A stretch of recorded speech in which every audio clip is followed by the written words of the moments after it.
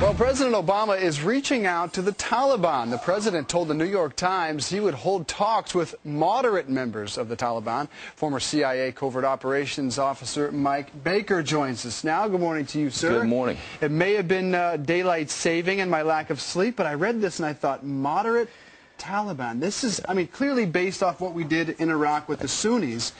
Right. But this is a bit of a shock to the system, moderate Taliban, and talking with them. And it's going to be interesting to see how this sets with the American public, too, when they read at least the initial accounts.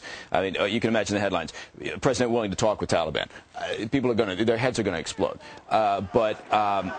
What this is they're saying, look, some of the military commanders, General Petraeus in particular, has been noting that in Iraq, one of the most important things that occurred was the ability to bring some of the Sunni personnel from the militias on side, get them working with us, separate them off from the Al-Qaeda and Mesopotamia personnel, who really had very little, at the end of the day, had very little in common with the Sunnis, but you know, they had nowhere else to go for a period of time. So we were able to bring them on side. That made a significant difference.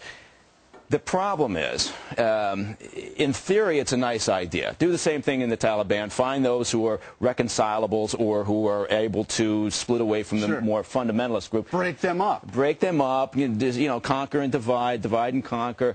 The problem is, in theory, that's great. In reality, there aren't that many comparables between Iraq and Afghanistan, both in culture, the way that the tribes work, the way that the clans work, the way individuals work, and also the nature of the Taliban itself. So what we may be doing is we're so eager to find a way to resolve what's happening in Afghanistan that we're looking at Iraq and going, oh my God, maybe we can just transfer that to here. Maybe what works here, but there's no. No, it's not like playing with Legos. You can't. No, it's not one size fits all. This is a very complex problem. I mean, they know that. The president is aware of that. The military is certainly aware of that. But I think expectation-wise, we may be setting ourselves up for a fall. And this is what Obama has stood by, because he really hasn't given a whole lot of credit to the surge or a win in Iraq. He wants to give credit to this talking with the Sunnis as why we succeeded there, right? Right, and that's very true. And the New York Times had an article that you know, started in glowing terms about Iraq now. That's how times have changed. Now the New York Times is saying things are looking good in Iraq. Yeah. All right,